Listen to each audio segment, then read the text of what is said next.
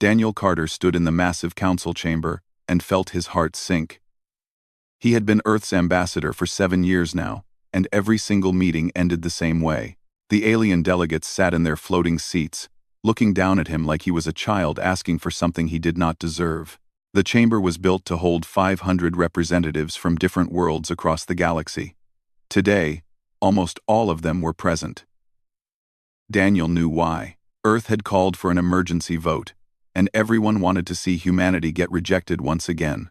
Ambassador Carter, the Zinthari Prime Minister, spoke through his translator device. His voice came out as a series of clicks and whistles that the machine turned into words. Your people request military protection for the 4th time this year. The council has reviewed your petition and finds it without merit. Daniel clenched his fists at his sides. Without merit? The New Seattle colony was attacked 3 days ago. 2,000 people died. Men, women, and children burned alive, while pirates stole everything they could carry. We asked for help. We begged for help. No one came. A Vrexian delegate made a sound that the translator interpreted as laughter.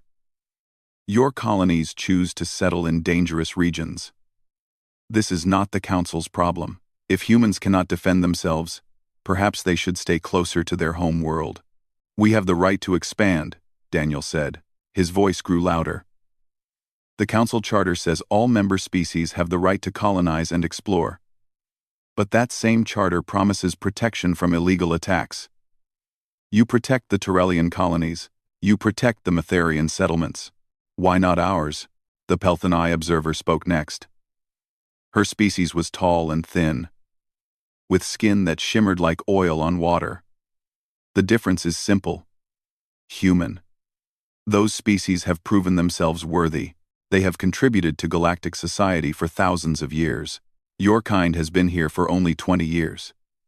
You are too new, too aggressive, and too unpredictable to be trusted with advanced military technology. Daniel pulled out his datapad and held it up. I have recordings from the New Seattle attack. Do you want to see them? Do you want to hear the screams of children as their homes exploded? Do you want to watch mothers trying to shield their babies from plasma fire? We do not need to see your emotional appeals, the Zinthari Prime Minister said. The vote will proceed as scheduled. The voting took less than 5 minutes. 463 delegates voted against providing military support to Earth. Only 12 voted in favor. 25 abstained. Daniel watched the numbers appear on the massive display screen and felt something break inside him. He activated his communication device and sent a message directly to Earth. Petition denied. Execute withdrawal protocol. On the observation deck above the chamber, Commander Lisa Monroe received the message. She was the ranking military officer for Earth's delegation, and she had been expecting this outcome. She opened a secure channel to Fleet Command back home. This is Monroe. The vote failed. Begin Operation Exodus. All human personnel are to evacuate Council space within 30 days. Captain Greg Hammond sat in the command chair of the UES Horizon, a medium-sized exploration vessel currently docked at the main Council station. He read the orders that appeared on his screen and nodded slowly. The orders were clear and direct. Every human ship, every human citizen, every human business was to leave Council territory immediately. Navigation, plot a course for Earth, Greg said. Communications. Send a message to all human vessels in this sector. We are going home. Down in the Council chamber, Daniel Carter gathered his papers and prepared to leave. The Zinthari Prime Minister spoke one last time. Ambassador Carter, the Council hopes that Earth will reconsider its emotional response to this vote. Your species is welcome to remain as members, even without military privileges. Daniel stopped walking and turned around. Every eye in the chamber focused on him. He spoke in a voice that was calm but filled with cold anger. Emotional response? You think this is about emotions? Let me tell you what this is about. This is about realizing that the Galactic Council is worthless. You talk about protection and rights and justice, but you do nothing. You sit in your comfortable seats and debate while people die. Well, Earth is done asking for your permission. We are done begging for your help. We are leaving, and we will take care of ourselves. You will not survive. a Vrexian delegate called out. Without council support, human colonies will fall one by one.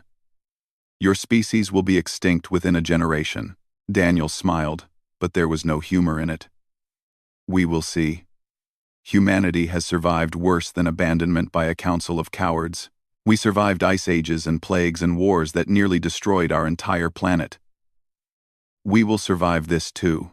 He walked out of the chamber and did not look back. Behind him, the delegates began talking among themselves. Most of them seemed amused. A few looked concerned. None of them understood what they had just done. Lisa Monroe met Daniel at the docking bay. The fleet is ready to depart. We have confirmed that all human citizens in council space have been notified. Most will be home within 2 weeks. Good, Daniel said. What about our embassy staff? Already packing. We will be the last ones to leave. Lisa paused and then asked the question that was on everyone's mind. Do you really think we can do this? Build our own defenses without council technology? Daniel thought about the classified reports he had read before coming to this meeting. He thought about the secret projects that had been running on Earth for the past 5 years. He thought about the message he had sent before the vote, the one that contained a single word. Yes, he said. I think we can do more than survive. I think we are going to surprise everyone. 3 weeks later, the last human ship left council space. The UES Horizon, with Captain Greg Hammond in command and Ambassador Daniel Carter as a passenger, jumped to faster-than-light speed and headed for home. Behind them, the Galactic Council continued its normal business. Already forgetting about the small species that had chosen to leave, they would remember soon enough. On Earth, in a secret facility buried deep beneath the surface, scientists and engineers were already at work. Dr. Helen Fraser stood in front of a massive screen that showed the sun in incredible detail. She was looking at the solar corona, the superheated plasma that surrounded the star. If we can harness even a fraction of this power, she said to her team, we can build things that the galaxy has never seen before. Admiral Jake Peterson watched from the control room above. He was in charge of Earth's entire military, and he had just received confirmation that every human had safely returned home. Now the real Wodavrexian scout ship approached the edge of the Sol system with caution. Captain Vexisthar had been ordered to investigate why Earth had gone completely silent for the past 10 years. No ships left the system. No messages were sent. It was as if humanity had simply vanished. Sensors are picking up unusual readings, the science officer reported. There is massive energy activity near Mercury, but I cannot get a clear picture. Something is blocking our scans. Vexthar moved closer, pushing his ship to the edge of what was considered safe. The readings grew stronger and more confusing. Then, without warning, every system on his ship went dark. Emergency power kicked in, but the damage was done. Whatever was in the Sol system had just fried his long-range communications. Get us out of here, Vexthar ordered. His ship limped away, barely able to maintain faster-than-light speed. When he finally reached council space and made his report, the other species began to worry. What were the humans doing? More scouts were sent. None of them returned. After the 5th ship disappeared, the Galactic Council declared the Sol system off limits. Most species agreed this was wise. A few suggested that humanity had destroyed itself with some failed experiment. Either way, Earth was no longer anyone's concern. They were very wrong. Admiral Jake Peterson stood on the surface of Mercury and watched the construction crews work. The entire planet had been transformed into the largest shipyard ever built. Where there had once been craters and rocks, there were now massive facilities that stretched for hundreds of kilometers. How many ships do we have operational? Jake asked. Commander Kyle Davis checked his datapad. 743 capital ships, 15,000 fighters, 20,000 support vessels. And those numbers are growing every day. Jake nodded. The plan was working better than anyone had hoped. When Earth had withdrawn from the Council, most people thought it was suicide. The government knew better. Humanity had been preparing for this moment for years before the final vote. The key was the sun itself. Dr. Helen Fraser had discovered something that changed everything. She found a way to use the fusion reactions inside stars to create materials that should not exist. These star-forged metals were stronger than anything in the known galaxy. They could withstand temperatures that would turn normal ships into vapor. Helen walked up to join Jake and Kyle. Her hair had gone gray during the years of hard work, but her eyes still shined with excitement. The first dreadnought is ready for testing. Do you want to watch? Absolutely, Jake said. They took a shuttle to the orbital platform that circled Mercury. From there, they could see the UES Vanguard, humanity's first true warship. It was 5 kilometers long and covered in armor that seemed to glow with captured starlight. The ship looked like it had been carved from the sun itself. Captain Lisa Monroe commanded the Vanguard. She had been promoted 3 times during the isolation years and was now one of Earth's top officers. Her voice came over the communication channel, calm and professional. Vanguard to command. We are ready to begin the test. All systems are operating normally. Proceed with the flight plan, Jake said. The Vanguard moved forward slowly at first, building speed as it approached the sun. Any normal ship would have needed to stay far away from the star's heat and radiation. The Vanguard flew closer and closer, until it was skimming through the upper layers of the solar atmosphere. Hull temperature is rising, Lisa reported. But the star-forged armor is holding perfectly. No damage detected. The ship dove even deeper, passing through a solar prominence that erupted from the sun's surface. The stream of superheated plasma washed over the Vanguard's shields and hull. Still, the ship continued without any problems. Weapons test next, Lisa said, charging main cannon. The Vanguard's primary weapon was powered by captured solar fusion. It took 3 minutes to charge fully. When Lisa gave the order to fire, a beam of pure energy shot out from the ship and struck an empty asteroid field 1,000,000 kilometers away. The rocks simply ceased to exist, turned into gas by the incredible heat. Jake watched the test results scroll across his screen. Every number exceeded their best predictions. The star-forged ships were not just good. They were better than anything the Galactic Council possessed. Start mass production, Jake ordered. I want 2,000 capital ships within the next 15 years. Colonel Amy Wright ran the fighter program. She had been a test pilot before the withdrawal, and now trained the next generation of combat pilots. Her methods were harsh, but effective. Every pilot had to prove they could operate in extreme conditions. Again, Amy shouted at the young pilot who had just failed his 10th attempt at the course. You are flying through a star's corona. There is no room for mistakes. If you cannot handle the heat and radiation, you will die. Now do it again. The pilot, a nervous young man named Ben Harris, climbed back into his fighter and launched. This time, he kept his nerves under control and completed the course successfully. Amy allowed herself a small smile. They were getting better. The fighters were different from the capital ships. They were smaller, faster, and designed to work in swarms. Each one carried weapons that could punch through conventional shields. Their star-forged hulls meant they could survive hits that would destroy normal fighters. Amy had developed a battle doctrine that made full use of their advantages. Human fighters would not try to outrun or outmaneuver enemy ships. Instead, they would simply fly through enemy formations, absorbing damage while dealing it back at close range. It was aggressive and brutal, just like humanity itself. By year 30 of the isolation, Earth's solar system had become a fortress. Mars housed training facilities for 1,000,000 soldiers.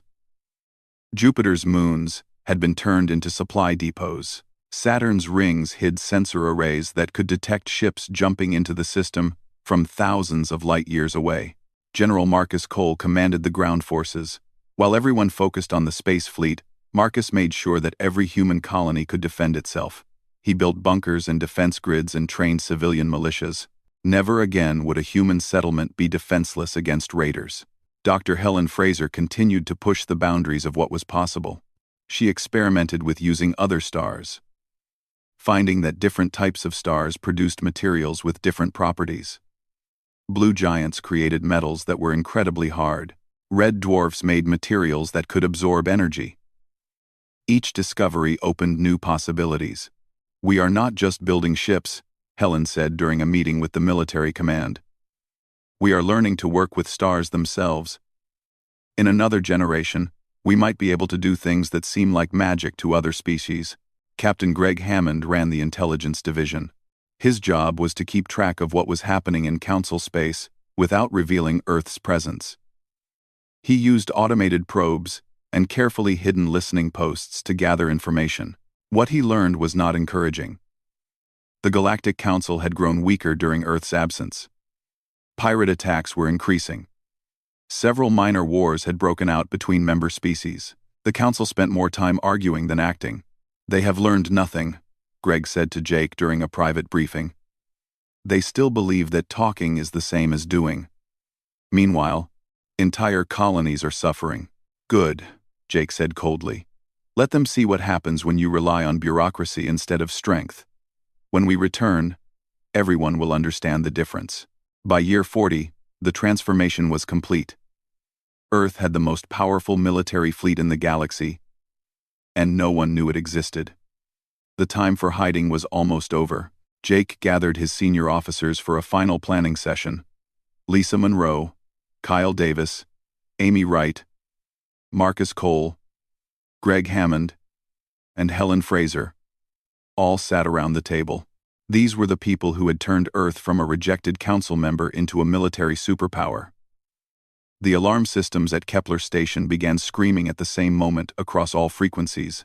Commander Vexthar, the same officer who had tried to scout Earth 50 years earlier, stared at his sensor screen in disbelief. The readings made no sense. 2,000 massive objects were emerging from faster-than-light travel, all at once, in perfect formation. "This is impossible," his sensor officer said. "No species can coordinate that many ships jumping at the same time. The energy signatures are off the scale. Each one is putting out more power than our entire station." Vexithar zoomed in the visual display and felt his blood run cold. The ships were like nothing he had ever seen. They glowed with an inner light, as if they had been forged from stars themselves. Each hull was marked with the same symbol, a bird rising from flames, surrounded by a corona of fire. "Send a priority alert to the homeworld," Vexthar ordered. "Tell them Earth has returned. And tell them to send everything they have." On the bridge of the UES Vanguard, Admiral Jake Peterson watched the Council space open up before them. 50 years had passed since Earth withdrew. 50 years of building, training, and preparing. Now it was time to show the galaxy what humanity had become. "Open a channel on all Council frequencies," Jake ordered. "Let everyone hear this." The communication systems of every station, every ship, and every planet in Council space received the same message at the same moment. Jake's voice was calm but carried the weight of 5 decades of anger and determination. "This is Admiral Jake Peterson of the Earth Defense Fleet. 50 years ago, we asked the Galactic Council for protection. You called us primitive. You called us weak. You told us we were not worthy. You left our colonies to die while you debated and discussed and did nothing. We have returned to show you exactly how wrong you were. Earth no longer asks for permission or protection. We will protect ourselves and anyone else who wants our help. This is not a negotiation. This is a statement of fact." The message ended, and the human fleet held position. They did not advance. They did not threaten. They simply existed, 2,000 ships of such obvious power that their mere presence changed everything. The Vrexian Empire responded first. They saw the human fleet as an invasion force and scrambled their defense fleet to intercept. 300 warships, the pride of Vrexian military power, moved to engage what they thought was an enemy they could defeat. Captain Lisa Monroe commanded the carrier UES Retribution. She watched the Vrexian fleet approach and shook her head. They had no idea what they were facing. She opened a channel to her fighter wings. "All wings, launch when ready. Rules of engagement are simple. Disable their ships if possible. Destroy them if necessary. Show them what 50 years of preparation looks like." The launch bays of the Retribution opened, and 300 star-forged fighters poured out. They were followed by fighters from 9 other carriers, creating a swarm of 3,000 small craft that moved with perfect coordination. The Vrexian fleet fired first. Their plasma cannons and missile batteries unleashed everything they had. The human fighters flew directly into the barrage. Weapons that should have destroyed them simply splashed off their star-forged hulls. The fighters did not slow down. Ben Harris, one of Colonel Amy Wright's best students, led the first attack wing. He had trained for this moment his entire adult life. His fighters' weapons locked onto a Vrexian cruiser, and he fired. The star-forged cannon punched through the cruiser's shields like they were made of paper. The ship's engines exploded, and it went dead in space. All around him, other human fighters were doing the same thing. The Vrexian ships tried to fight back, but their weapons were useless. Their shields could not stop the human attacks. Their armor could not withstand the heat of solar-powered weapons. Lisa watched the battle from her command chair. The tactical display showed the Vrexian fleet falling apart. In just 10 minutes, they had lost 40 ships. In 17 minutes, their commander ordered a full retreat. The Vrexians ran, leaving behind 60 destroyed vessels and hundreds of escape pods. Not a single human fighter had been destroyed. A few had taken damage. But even crippled fighters could limp back to their carriers for repair. "Recall all fighters," Lisa ordered. "Let them go. They have learned their lesson." Across the galaxy, species who had monitored the battle sat in stunned silence. The Vrexians had one of the most powerful fleets in Council space. The humans had swatted them aside like insects. What else could Earth do? The Pelthani Empire decided to find out.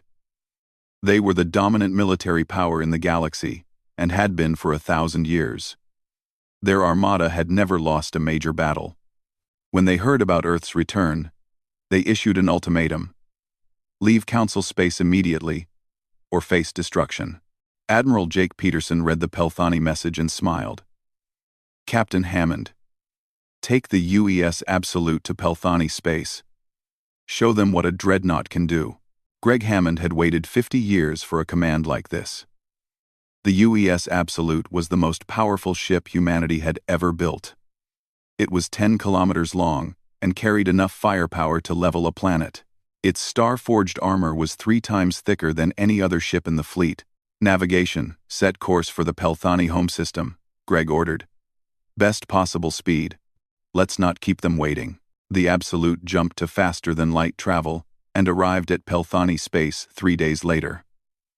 The Pelthani were ready. They had assembled 400 warships, including their legendary fortress ships that had never been defeated in battle. The Pelthani commander opened a channel. "Human vessel, you have entered restricted space.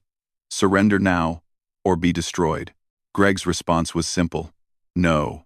The Pelthani fleet opened fire with everything they had. Thousands of weapons struck the Absolute at once. The light from the impacts was so bright that it could be seen from the planet's surface. When the light faded, the Absolute sat in space, completely undamaged. Its shields had not even flickered. "Our turn," Greg said quietly. "Main cannon, full power. Fire." The Absolute's main weapon was powered by a captured piece of the sun's core. When it fired, it released energy equivalent to a solar flare. The beam was 3 kilometers wide and burned with the heat of a star's interior. The beam cut through the Pelthani formation like a knife through water. 36 ships simply ceased to exist, turned into expanding clouds of gas. The beam continued for 1,000 kilometers, before finally dissipating. The ships behind the initial targets were damaged by the heat alone. "Cease fire," Greg ordered. "I think they understand now." The Pelthani commander surrendered immediately. In one shot, humanity had destroyed more Pelthani ships than had been lost in the last 100 years of warfare. The message was received across the entire galaxy. Earth had not just survived their exile, they had become the strongest military power anyone had ever seen. Back at the main human fleet, Jake received reports from across Council space. Species were panicking. Some wanted to fight. Most wanted to negotiate. A few were already asking for human protection. Commander Kyle Davis approached Jake with a data pad. "Sir, we are receiving thousands of messages. The Council wants to meet. The Turellian Confederacy wants an alliance. 12 different species are asking for protection contracts." "What do you want to do?" "Tell the Council we will meet with them on our terms, not theirs," Jake said. Tell the Torellians we will consider their proposal. And tell those 12 species that we are willing to discuss protection, but it will cost them. We are not doing charity work. General Marcus Cole joined them on the bridge. What about our old colonies? New Seattle and the others? Jake's expression softened slightly. Send support fleets to every human colony. Make sure they know they are protected now. No one will ever raid them again. Lisa Monroe's voice came over the communication system. Admiral, you should see this.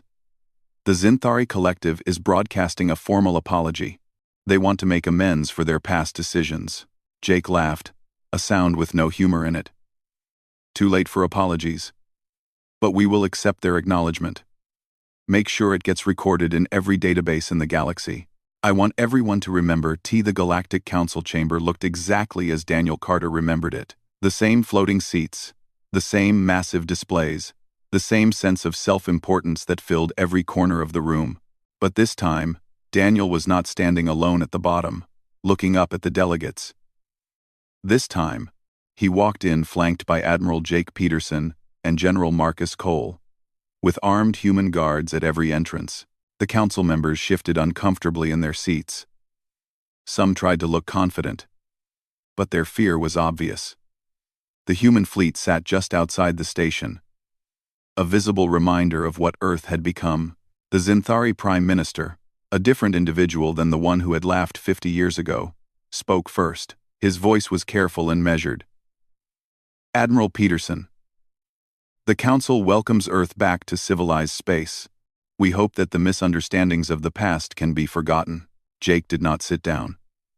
He stood in the center of the chamber and spoke clearly so everyone could hear. Misunderstandings? Is that what you call abandoning an ally? Is that what you call leaving colonies to burn while you debated procedures and protocols? No, what happened was not a misunderstanding. It was a choice. You chose politics over protection. You chose committee meetings over action. And now you are afraid, because we chose to become strong enough that we never need your help again. The Vrexian ambassador tried to respond. Admiral, you must understand. The Council has rules. We cannot simply provide military technology to every species that asks for it. There are reasons for our restrictions. And those reasons are? General Marcus Cole asked. His voice was cold. The Vrexian hesitated. Well, there are concerns about aggression, about species using advanced weapons for conquest rather than defense. Marcus smiled without warmth.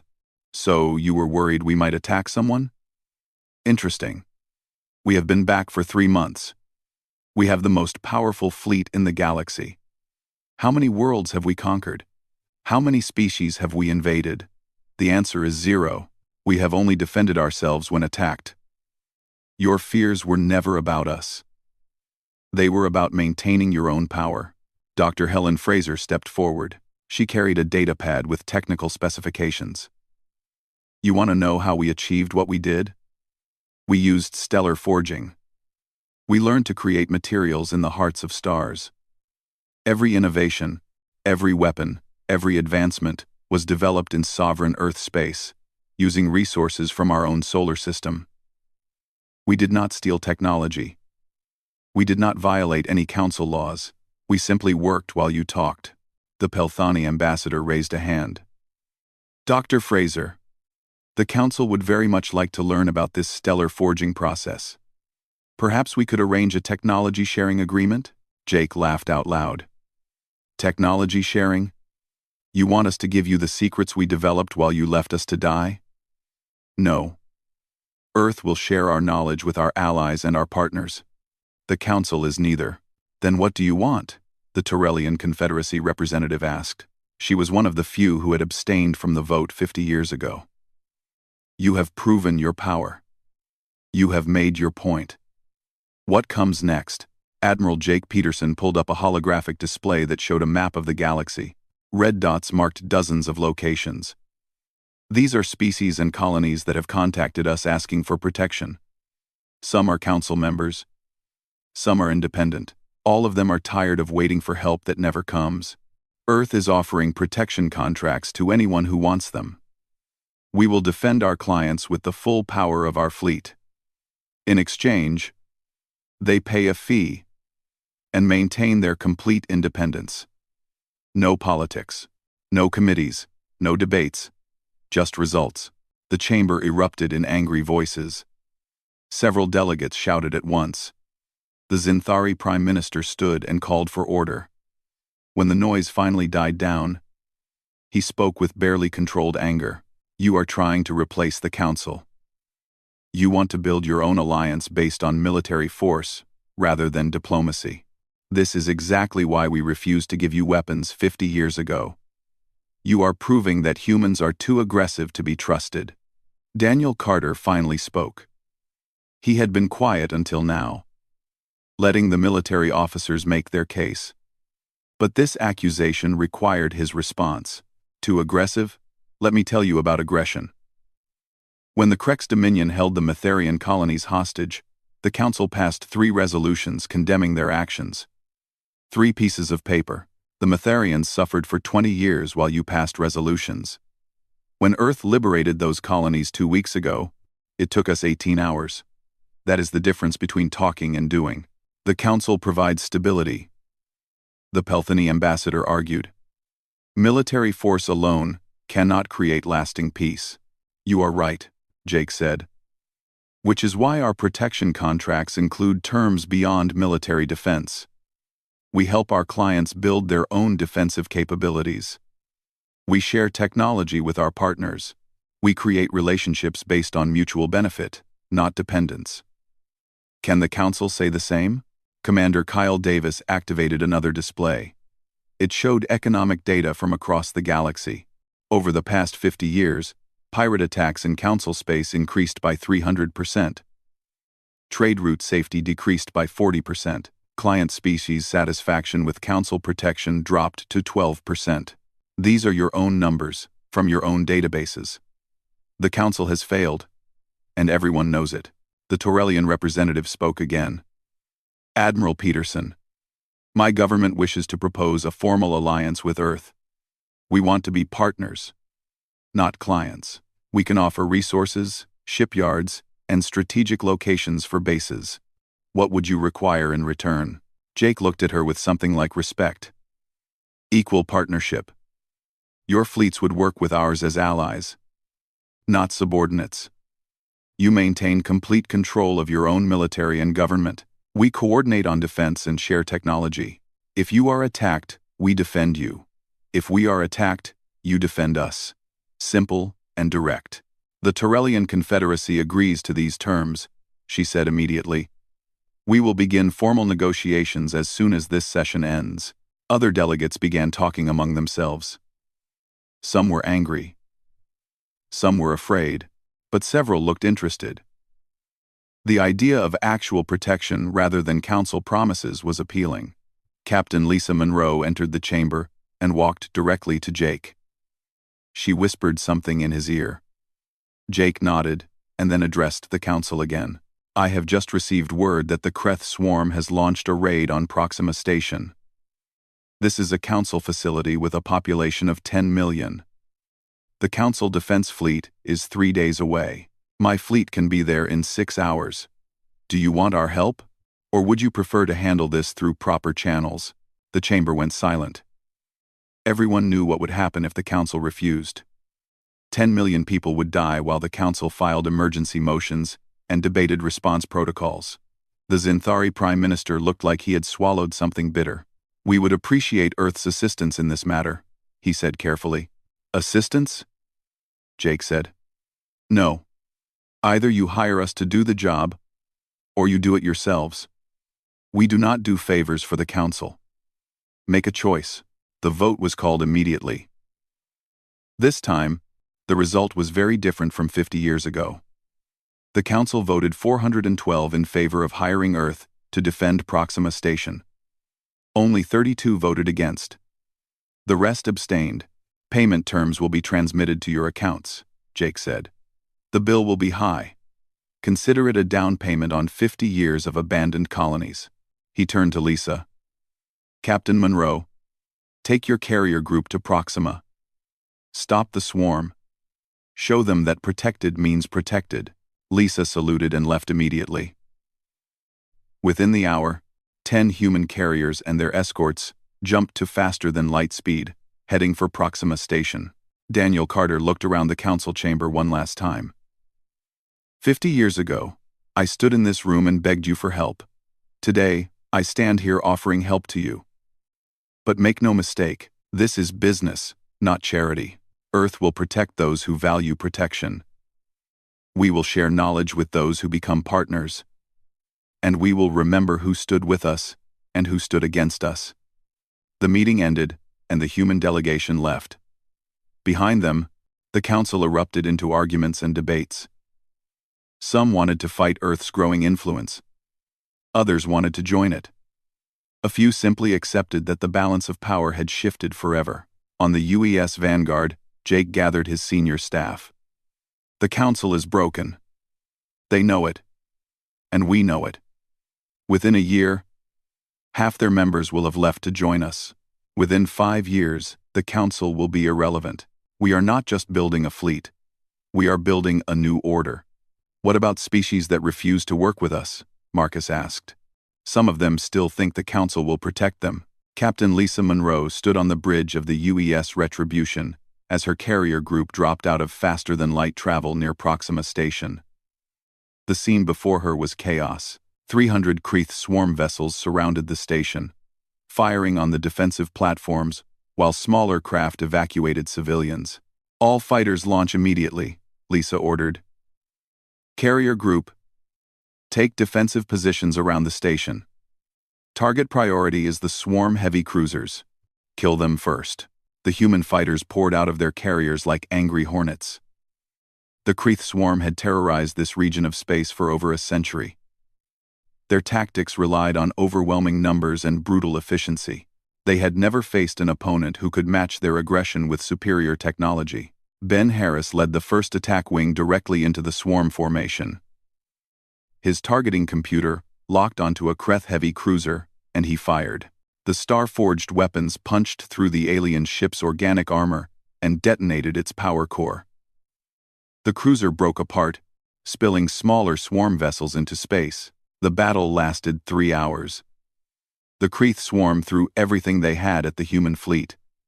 But it was not enough. Their weapons could not penetrate star-forged armor. Their numbers meant nothing against fighters that could absorb damage and keep fighting. When Lisa finally ordered a pursuit of the retreating swarm vessels, she was only confirming what everyone already knew. The battle was over. Damage report, Lisa said. 17 fighters with moderate damage, 3 carriers with minor hull breaches. No casualties, her tactical officer reported. The swarm lost over 200 ships. Lisa opened a channel to Proxima Station. This is Captain Monroe of Earth Defense Fleet. The threat has been eliminated. Your station is secure. The station commander's voice was filled with emotion. Captain, you saved 10 million lives today. The Council fleet would not have arrived in time. How can we thank you? Your government already paid us, Lisa said simply. We were hired to do a job, and we did it. That is how this works now. News of the Proxima Station battle spread across the galaxy within days. Species that had been considering Earth's protection contracts signed immediately. Within 6 months of humanity's return, 47 different governments had hired Earth for defense services. Admiral Jake Peterson established the Terran Defense Initiative to manage all the protection contracts. Unlike the Galactic Council, the Terran Defense Initiative was simple and direct. Clients paid a fee based on their size and risk level. In exchange, they received guaranteed protection and access to some human technology. Most importantly, they kept complete control of their own governments. Commander Kyle Davis ran the logistics for the expanding operation. We now have defense agreements with 47 species. That covers over 300 planets and twice as many space stations. We need to organize our fleet deployments to cover all of them effectively. Use the carrier groups as mobile response forces, Jake said. Station defense platforms at the most vulnerable locations, and start training allied forces to work with our units. We cannot be everywhere at once, but we can make sure our allies can defend themselves until we arrive. The first test of the Allied training program came when the Krex Dominion, emboldened by their past success in avoiding Council punishment, attacked the Matharian colonies again. This time, the result was very different. The Matharian defense fleet had been trained by human instructors and equipped with modified star-forged weapons. When the Krex ships arrived, they expected an easy victory. Instead, they found opponents who knew how to fight. Commander Kyle Davis watched the battle from the command ship UES Guardian. The Matharian fleet used the tactics that Colonel Amy Wright had taught them. They fought aggressively, absorbing damage while dealing it back at close range. The Krex, confused and overwhelmed, began to retreat. "Send in our support squadron," Kyle ordered.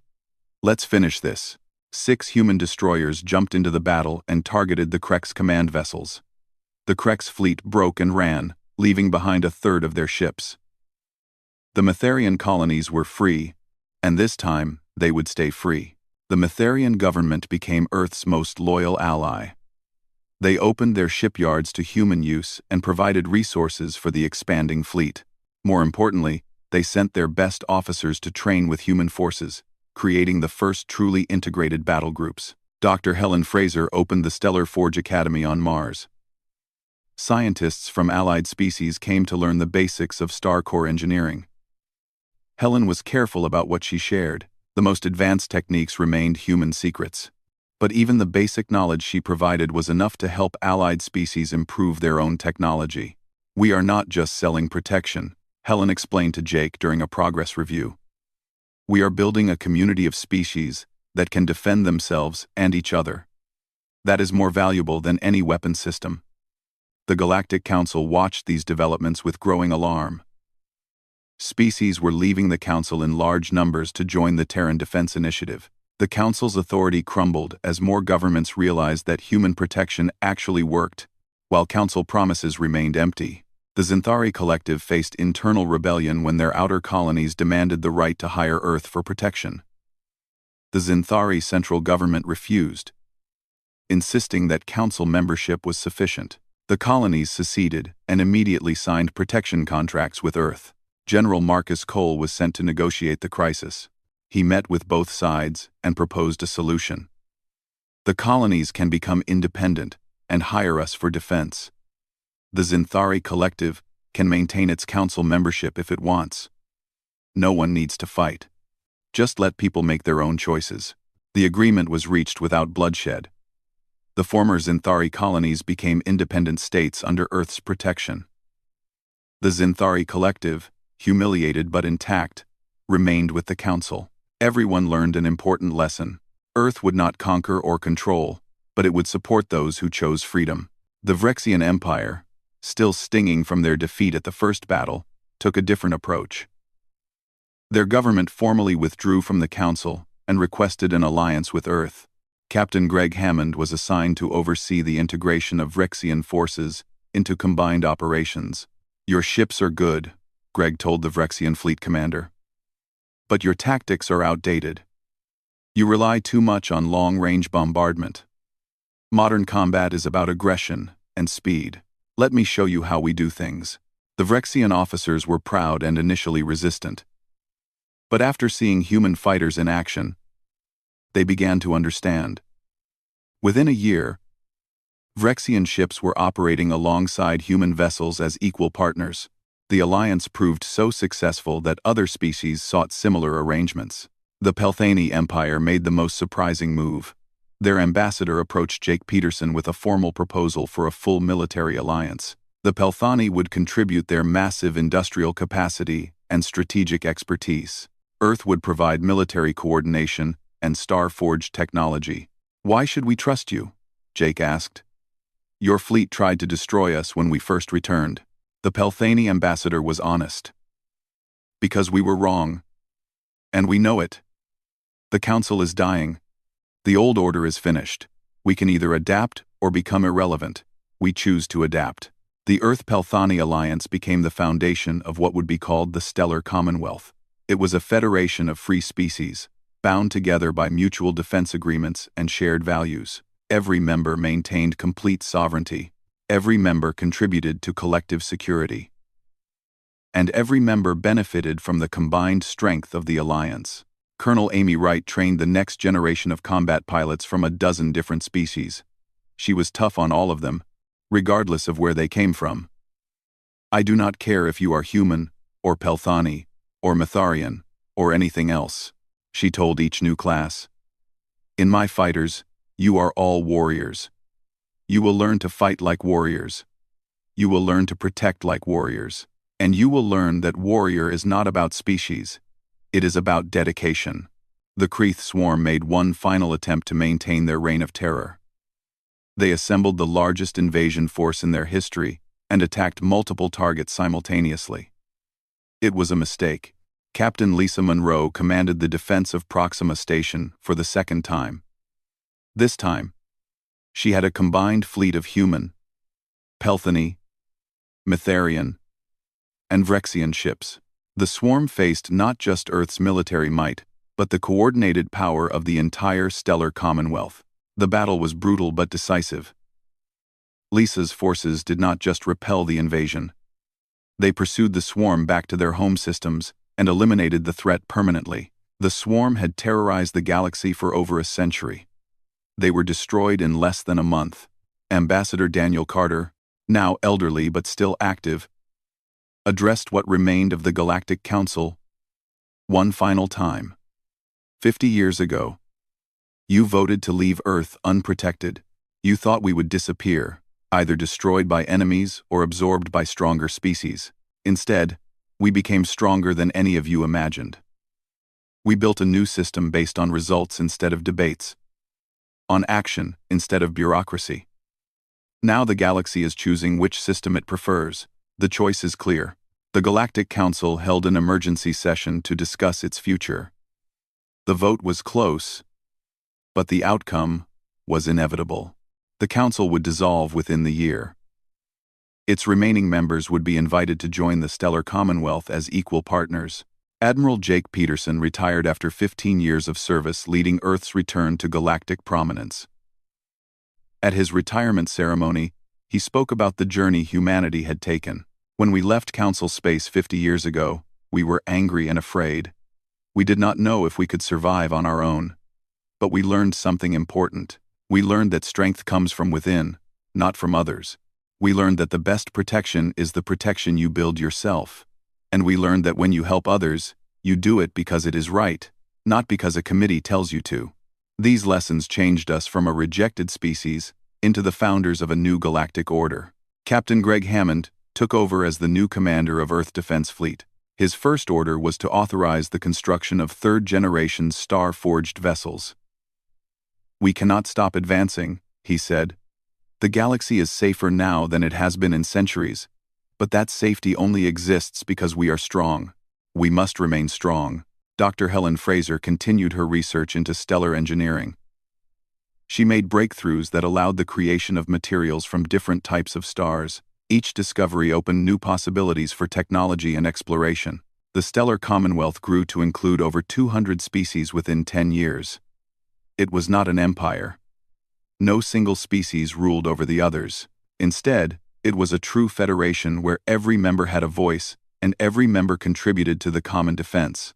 The final chapter came when the last holdout species from the old Galactic Council formally dissolved their organization and applied to join the Commonwealth. The council chamber where humanity had once been rejected was converted into a museum, a reminder of what happens when bureaucracy replaces action. Commander Kyle Davis, now an admiral himself, stood in that museum and read the plaque that had been installed. It contained the words that Daniel Carter had spoken during Earth's final appearance before the council. "We are not asking for your approval anymore. We are telling you how things are going to be." Those words had proven prophetic. The galaxy had learned that humanity did not need approval or permission.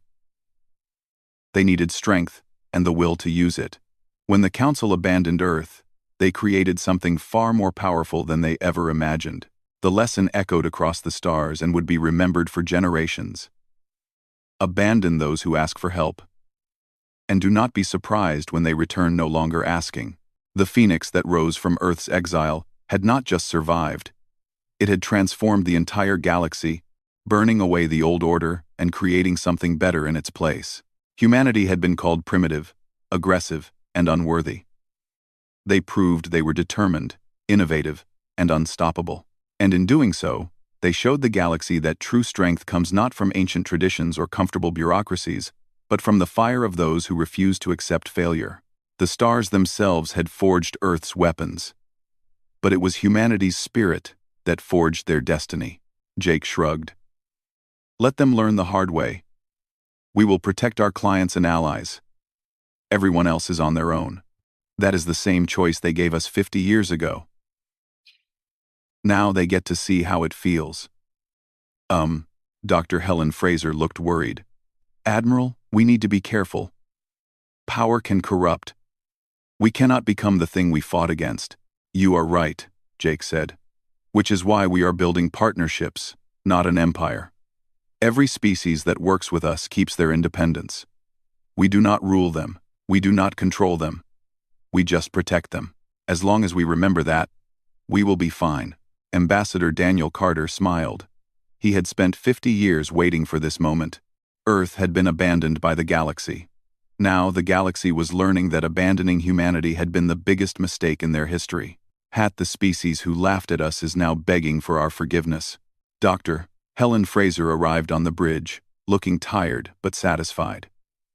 The second-generation ships are ahead of schedule. In another 10 years, we will have vessels that make the current fleet look primitive. Good, Jake said. We need to keep advancing. The galaxy is watching us now.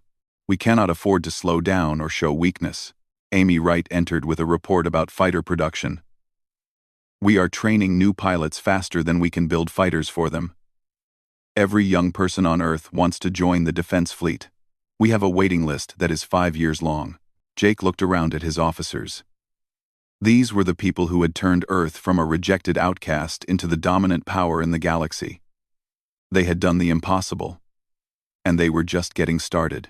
Send a message to all human colonies and all Earth stations, Jake ordered. Tell them we are home. Tell them we are strong. And tell them that no one will ever abandon us again.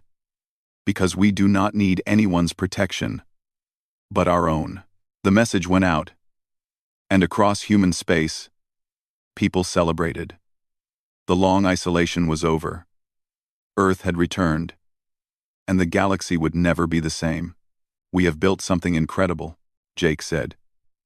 But ships and weapons are not enough. We need to return with a clear message. The galaxy abandoned us when we needed help. Now we will show them what we built in the silence, and we will offer protection to anyone who wants it, on our terms, not theirs. What about the Council?